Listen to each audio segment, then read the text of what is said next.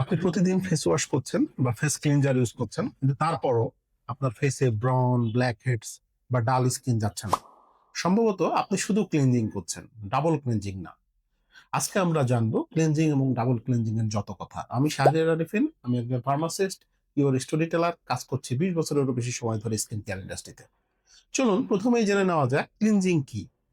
Cleansing হলো একটা regular face wash যেটা ব্যবহার করে মুখের ঘাম, ধুলাবালি, এক্সেসিভ অয়েল বা হালকা মেকআপকে রিমুভ করা যায়।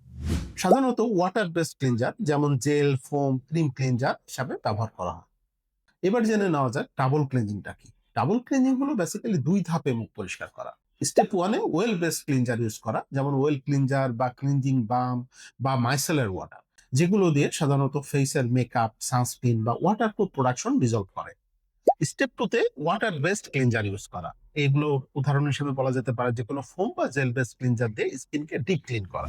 প্রথম ধাপে মেকআপ ও সানস্ক্রিন ভাঙে এবং দ্বিতীয় ধাপে স্কিন পোর পরিষ্কার করে। সাইন্টিফিক্যালি ডাবল ক্লিনজিং কেন দরকার? সানস্ক্রিন ও মেকআপ সাধারণত অয়েল বেসড। শুধু জেল ক্লিনজার দিয়ে এগুলো পুরোপুরি উঠে না। Oil dissolves oil. এই প্রিন্সিপাল অনুযায়ী ওয়েল ক্লিনজার ব্যবহার করলে পরে জমে থাকা প্রোডাক্ট রেসিডিউ গুলো ভালোভাবে উঠে যায়। এখন আমরা জেনে নিই কে বা কারা ডাবল ক্লিনজিং রেগুলার ব্যবহার করবেন। যারা হেভি সানস্ক্রিন ব্যবহার করেন, যারা ফুল মেকআপ করেন, যাদের একনি প্রন বা অয়েলি স্কিন এবং যারা শহরের পলিউশনে থাকে। শুধু ড্রাই এবং সেন্সিটিভ স্কিন যাদের, তাদের প্রতিদিন ডাবল ক্লিনজিং করার দরকার নাই, শুধুমাত্র প্রয়োজন অনুযায়ী ডাবল ক্লিনজিং করলেই হবে। এই ক্লিনজিং বা ডাবল ক্লিনজিং করতে যে আমাদের কিছু কমন মিস্টেক হয়, চলুন জেনে নেওয়া যাক সেগুলো। যেমন দিনে 2 বার ডাবল ক্লিনজিং করা যাবে না। অতিরিক্ত হার্শ ক্লিনজার ব্যবহার করবেন না এবং তোয়ালে দিয়ে রাফ ভাবে মুখ মোছা যাবে না। Over cleansing equal to skin barrier damage, এটা আমাদের মনে রাখতে হবে। এবং ক্লিনজিং ক্লিনস ইওর স্কিন, আর double cleansing ensure nothing is left behind.